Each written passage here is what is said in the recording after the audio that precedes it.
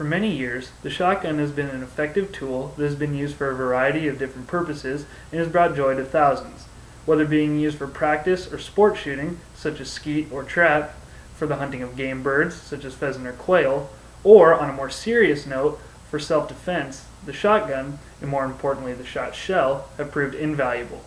The evolution of the shot shell and the precise mechanical and chemical functions it performs have taken the use of the shotgun to new levels.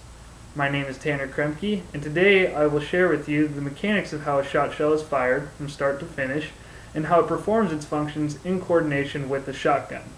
First, I will take you through the components of the shot shell and how they are all packaged together into one effective unit. Let's start with the outer components of the shell.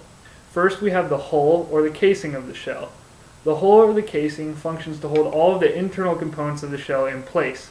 It is the main body of the shell, and it also functions to provide stability for when the shell is being fired. Throughout history, shot shell hulls have been made of many different materials. In the pre-1900s, the main material for shot shell hulls was brass, with a small fiberglass disc being used to hold the internal components in place. Around the turn of the century, these brass shot shell hulls were replaced with paper hulls. These paper hulls provided the same functionality that the brass shot shell hulls did, while providing a cheaper and easier means to mass-produce shells. Eventually, these paper shot shell hulls evolved into the plastic shell hulls that we use today. These plastic hulls provide the same functionality as the brass and paper shells, while providing an overall increase in quality and functionality. Next, we have the brass head. The brass head is located at the bottom of the shell, and it functions to hold the primer of the shell in place. It also functions to provide stability for when the shell is being fired. Next, let's take a look at the internal components of the shot shell, starting with the shot itself. The shot comes in a variety of different sizes, from many small BBs to one large single projectile called a slug. The different sizes of shot are all labeled with a different number or letter, and they all serve different functions for different circumstances. Next, we have the wad. The wad encloses the shot inside of the shell and separates it from the powder.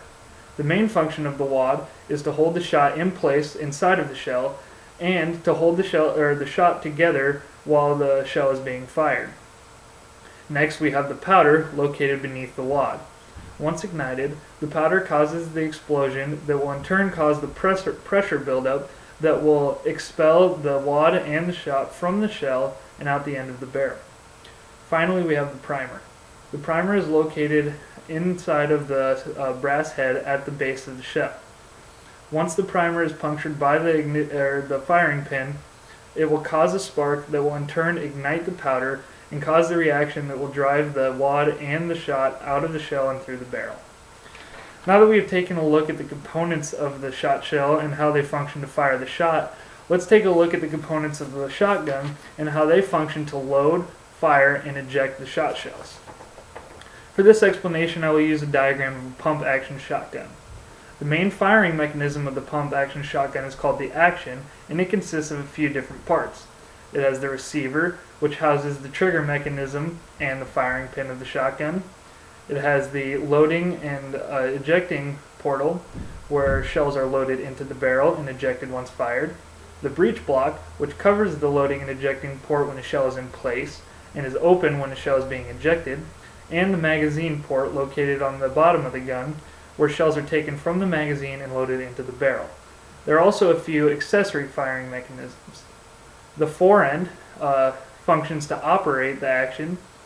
The double action bars act as a mechanical bridge between the forend and the action. And the magazine itself holds shells which are then taken by the magazine port and loaded into the barrel. Now, for the firing. First, the forend is retracted. This causes the double action bars to open the breech block and lock it into place. If a previous shell is in place, this action will grab that shell and eject it through the loading port.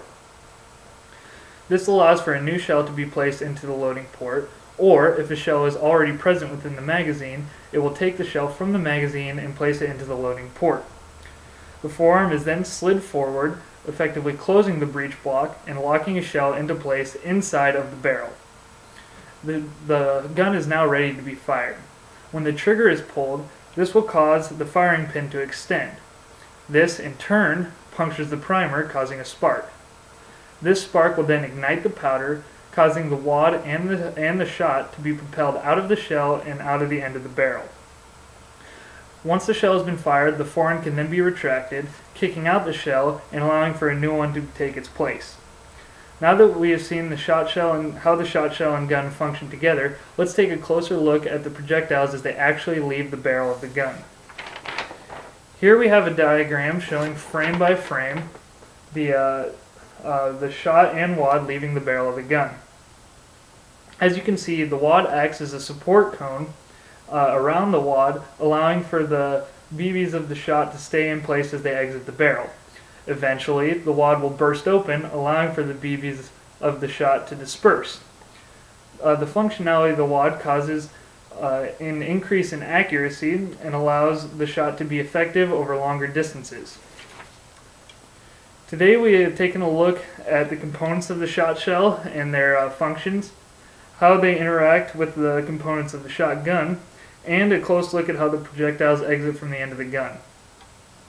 The uses of the shotgun and their ammo are many. The help they provide in hunting, sport shooting for pleasure, and for self-defense is enormous. The next time you fire a shotgun or see one fired, just remember all the complexity and explosiveness that goes into this process.